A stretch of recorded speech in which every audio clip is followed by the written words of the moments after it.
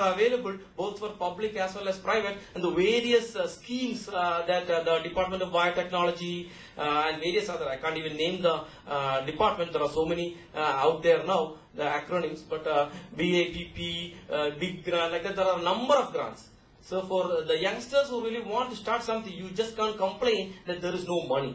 You have a good idea, you have to put in some effort, and there is money available. Starting from very small grants like 10 or 20 lakhs and going up to a few crores, which is pretty good by Indian standards. So I feel that scientific mindset is the key. So science, and I would say scientocrats like Dr. Selvaraj, who are scientists, who are turning into technocrats. So I coined a new word, scientocrats. So we need a lot of scientocrats to come in and don't try to reinvent the wheel. Take the Western technology from the Western world because they're all available. So we don't really need to reinvent that. Take the technology. We are low cost here. I believe we have much better brains here. So we can come out with a lot of things and beat practically any competition out there in the world. Thank you.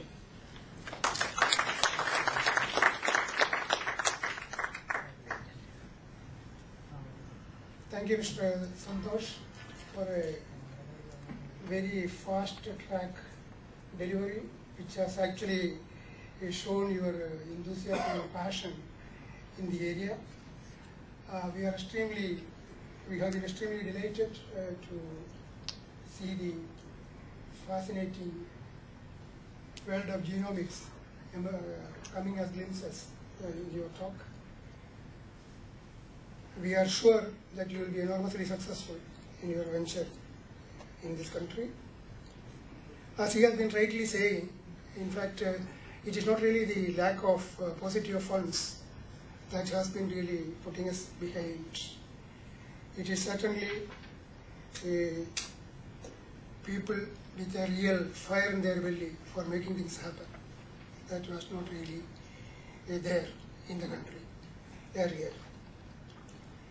So I am sure the change in environment and with a level playing ground now becoming available, certainly our entrepreneurs will strive hard for excellence in their deeds, and they will be enormously successful. Now we will open the talks for discussion, and maybe in the next 20 minutes we will try to reply to your queries in the areas that the speakers have covered, or there has been one area remaining untouched in the session, even though the session title included that also. So you are welcome to raise any queries in the area of life science and nutraceuticals, and if any of us know the answers, we will certainly give it to you, and in case you don't know, we would at least suggest you from where you can get the right answer. Thank you very much. Query is for my son, who is in UK. He's a biotechnology engineering graduate and had his master's in biochemical engineering from UCL. In fact, I had a chat with Silraj sir also. In fact, after gaining some experience, say probably he may go to Canada also. After some gaining some experience, he would like to come back to India and have some industry, not preferably in Kerala because of the cost structure. He has already made a viability statement where the cost of production in Kerala happens to be the highest in India. So, other than Kerala, in some part of the country, if you would like to start an industry on your line, what are the things that we will have to consider? Because the gestation period in his case is drugs discovery takes around 15 years. So how the funding will be done for 15 years and how the money we will realize during that period.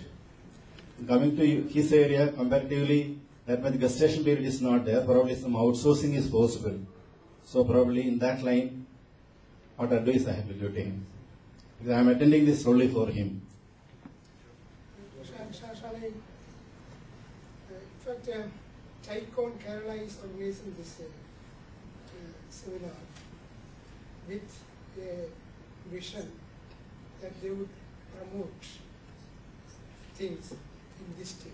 So if there are impediments, certainly collectively it will be overcome with their efforts.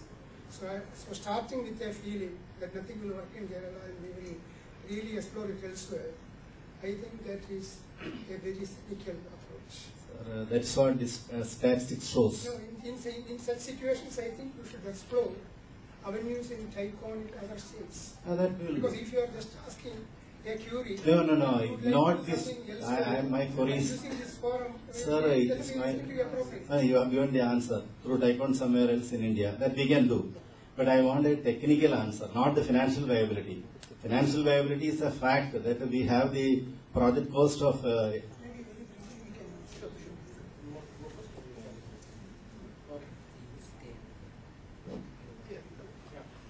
Yeah, a lot of youngsters like your son, out in the West now, are looking at these type of challenges, right? I mean, you learn something, you want to go back, and you think it's a time to go back and do things. And I think that is exactly what we need. I mean, so the opportunities are here. India has become the land of opportunities, and he has time. So he can really understand the latest developments that are happening in technology, which he can explore, and collaborate and find out the top scientific minds that he can get as advisors. Because this field is very competitive, and so he might be able to learn something. It is very difficult for him to become an expert. So it is, but at the same time, there are a number of scientists there and other people, they're technical people whom you can hire as a consultant or even as an advisor. Maybe give some money, give some stake in the company, and make them a part of the game. So it becomes like a collaboration.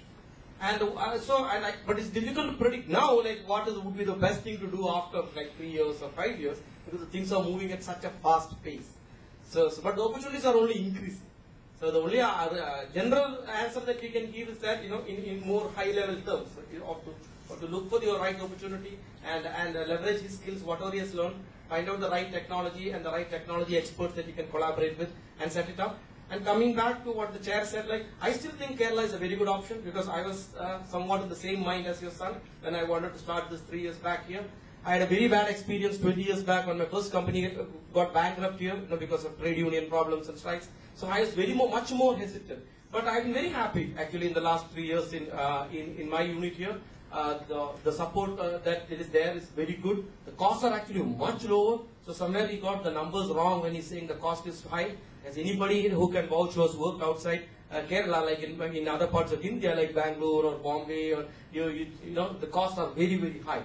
So costs here are much lesser, and there are a number of schemes by the government that will give you much lower price. Like for example, I am getting office space at 6 rupees per square feet per month. Where would you get?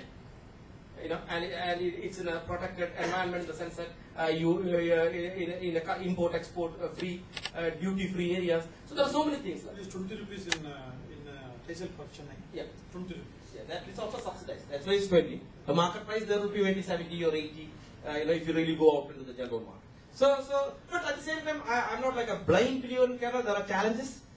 So still, you'll face some trade union problems. But that way, the Taikon Kerala, there's a fantastic group. I was so surprised when I came in only recently to Taikon Thai Kerala.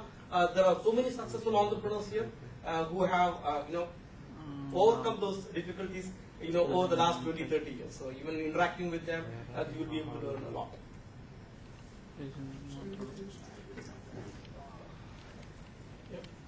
I'm Dr. Vijayan. My question.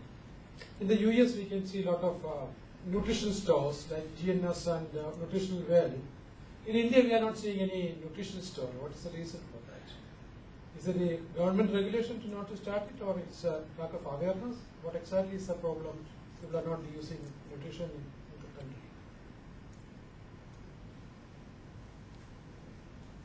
Nutrition store. The entire area of prophylactics or nutritional aids is not really very much involved yet. But I think, it's a very good point, and I think there's a very good opportunity there. Some companies are looking at it. There is a good group in Andhra Pradesh called the Laila Pharmaceuticals. Laila Pharmaceuticals. They are coming up with a number of nutraceutical drugs. No, actually, did you mean nutraceuticals? Yes. Yeah.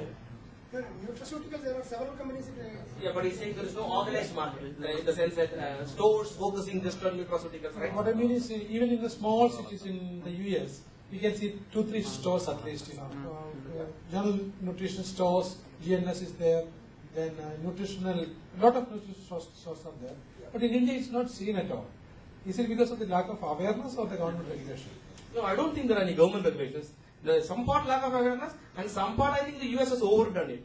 The number of medicines on average or tablets on average American takes is like maybe 25 or 30 a day. Because they somehow feel that you have to have all the vitamins and this and that, you're missing out. And so I think the wrong fad has been there.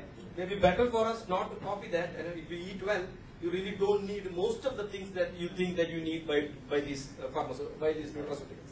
So, but there are some ones which add real value. But so to identify those and then get it into a marketing thing, I think the challenge in India will be more like a marketing thing than a technical challenge.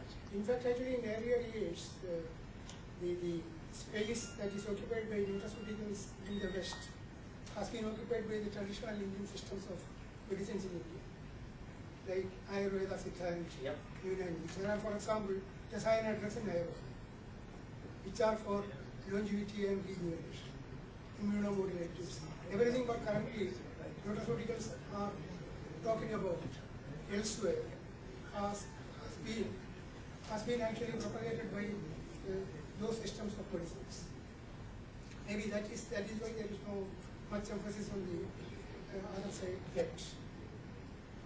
Another reason is actually even in the US market, the government is actually washing its hands on nutraceuticals.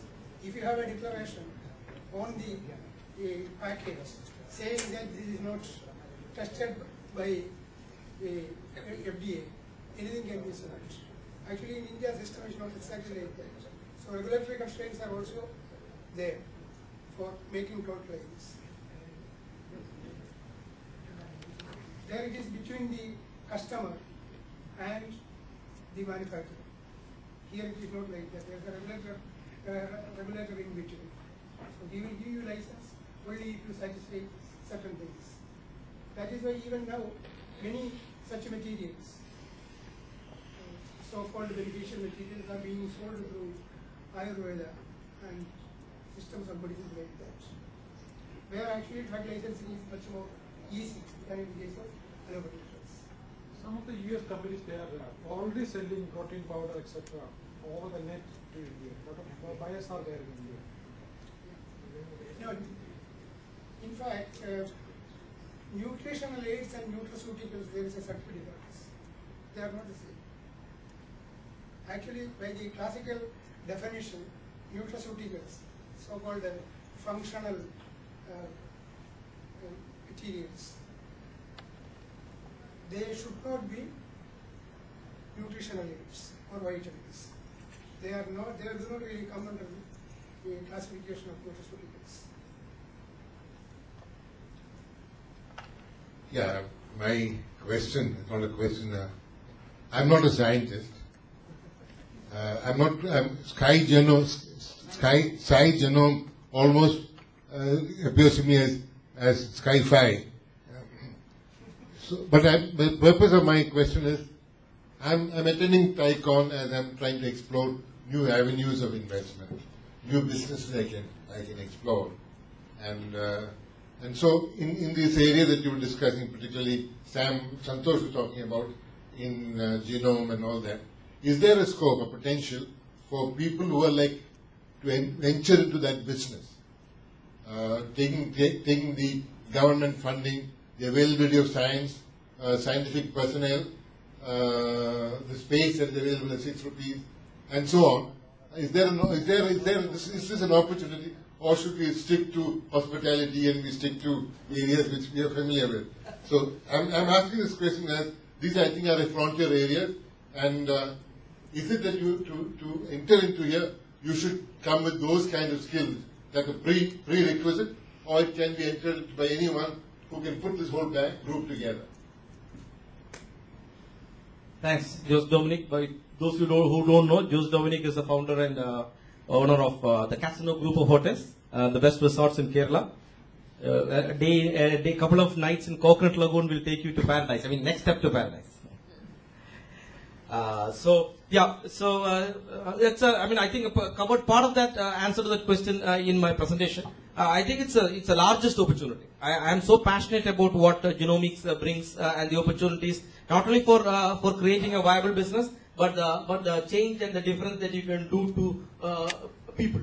I mean, you really affect people, and you can bring solutions and change their lives. So that is something in combination with the business and money opportunity that it provides.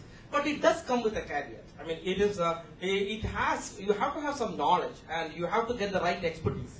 So it's not like a thing that you can just go and start. So some background will have to be built up.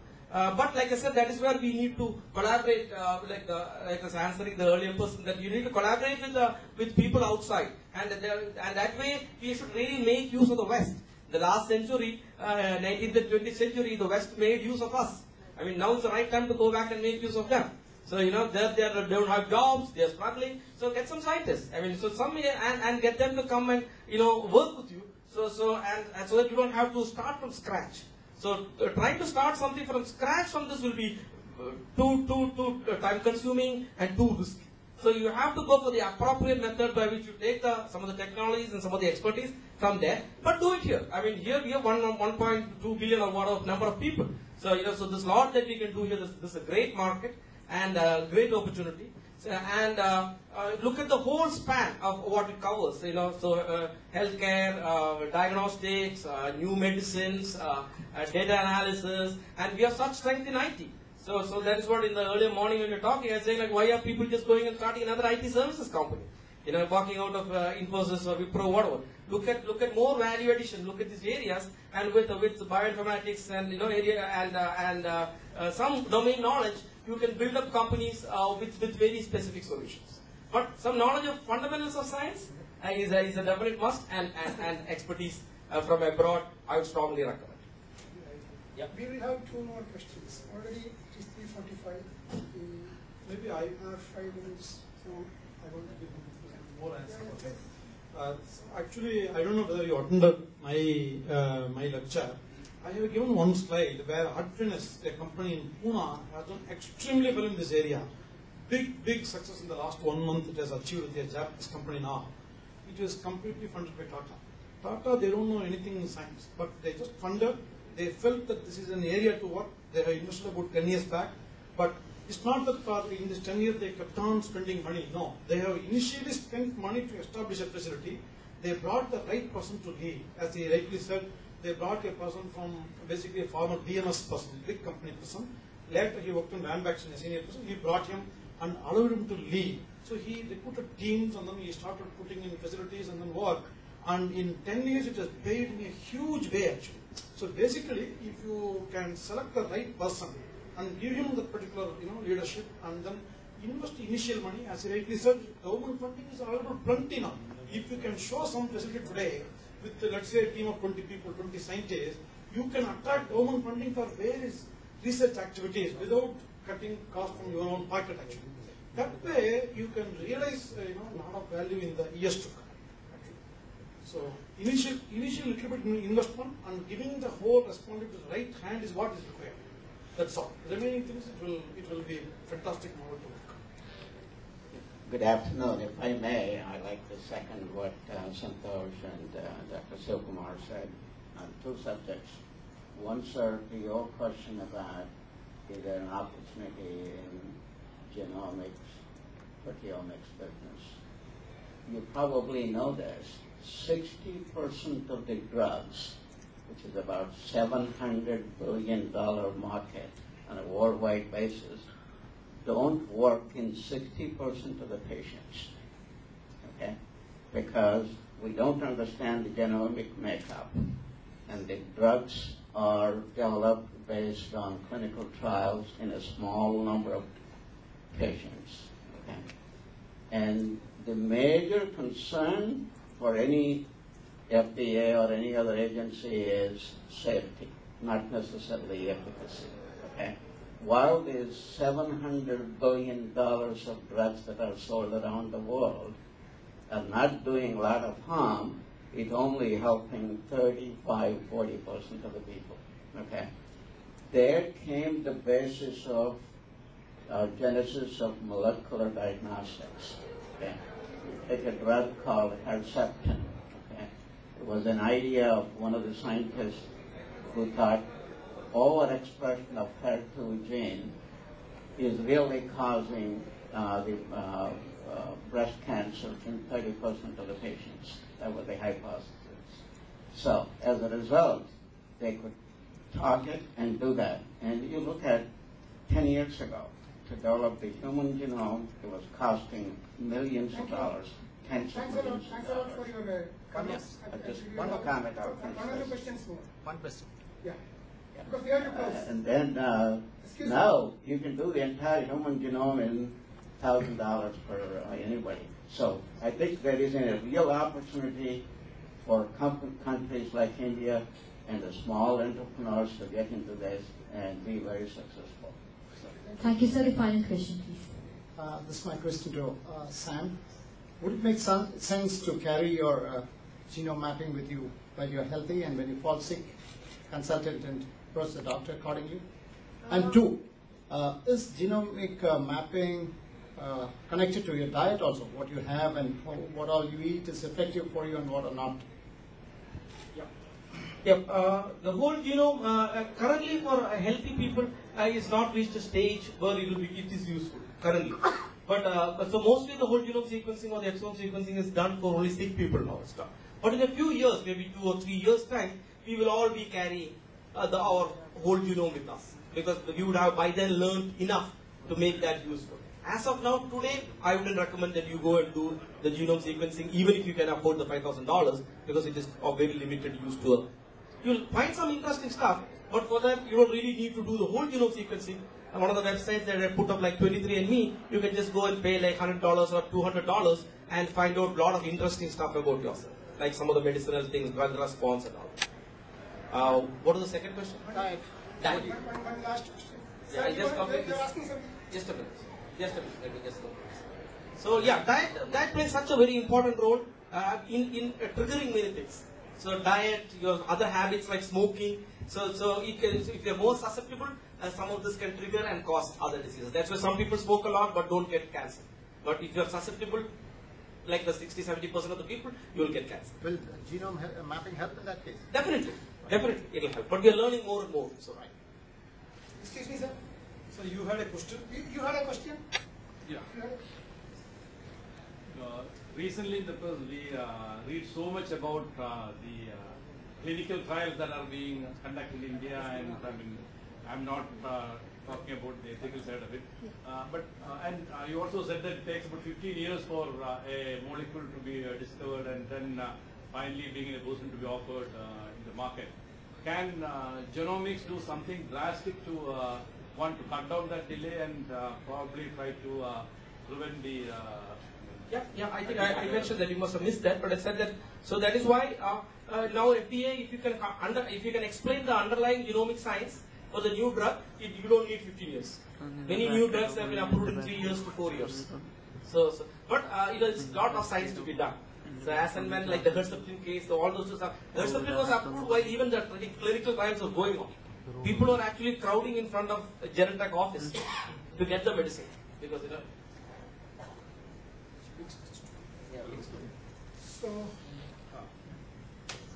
So we are coming to a close. In fact, thanks a lot for all the people who have participated in this session and joined in the discussion. It has been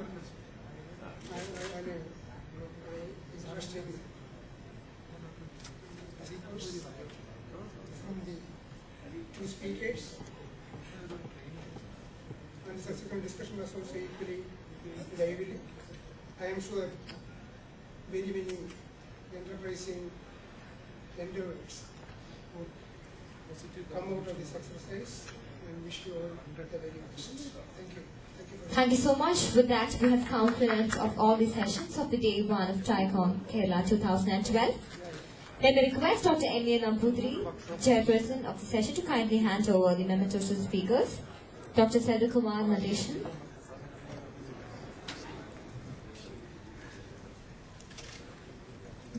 Mr. Sam Santosh.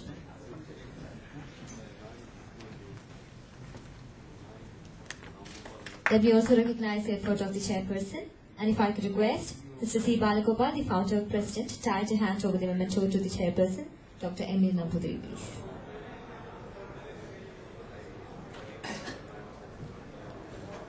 Thank you so much, sir. On behalf of TICON, I'd like to thank you all for your wholehearted cooperation. Thank you so much. Good day ahead. Good morning to each and every one of you. Let me place on records a heartfelt welcome to one and all to the morning session of the second day of TICON Kerala 2012.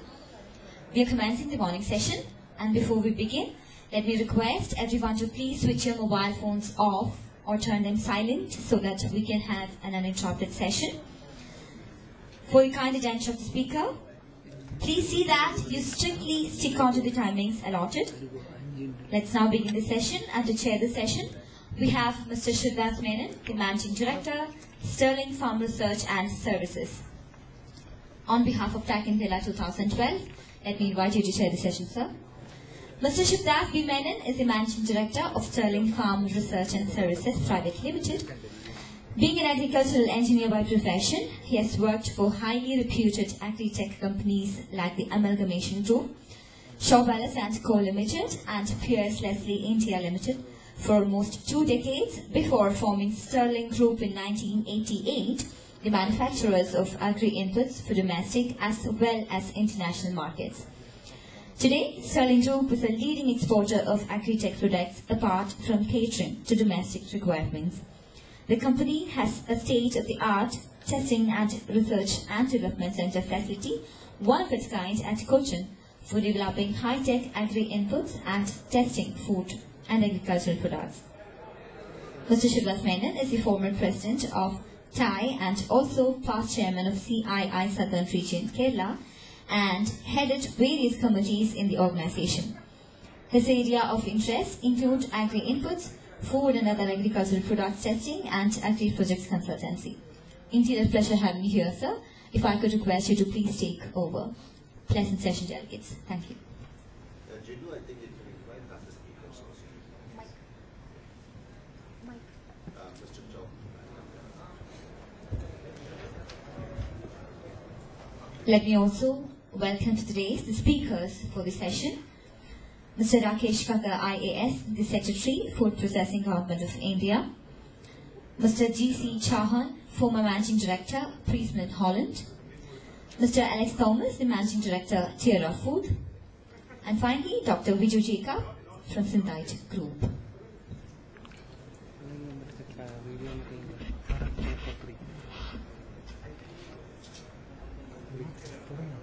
Good morning, all of you. I have great pleasure in welcoming all of you for this important session. Realizing the importance of agriculture, especially in Kerala. TAI has focused in this area, and generally TAI is known as an IT initiated organization or whatever it may be. I was pulled into the organization because of my agriculture background. And let me tell you, TAI has got 62 chapters all over the world, and this is the first chapter to focus in agriculture also, agriculture and food processing.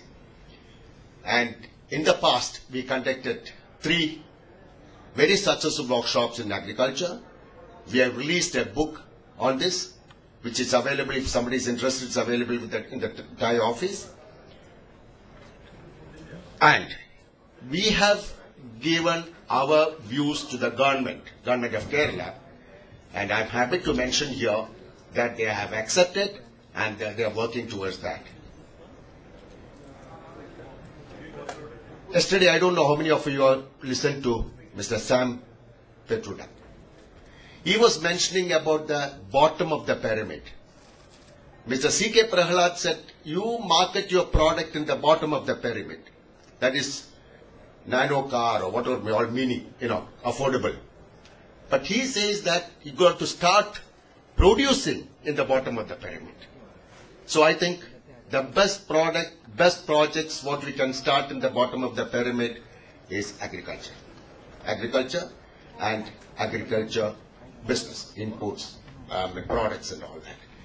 Now, this government has allotted reasonably large amount for high-tech agriculture, and to understand the high-tech agriculture, I was happy that I could take the decision makers of the state to Pune. My good friend Mr. Chauhan helped me to show them what exactly the cultivation under control condition. A lot of money has been allotted and the work is going on accordingly. Every 3 panchayats will be having, every 1 panchayat will be having 3 greenhouses. And that means we have about 900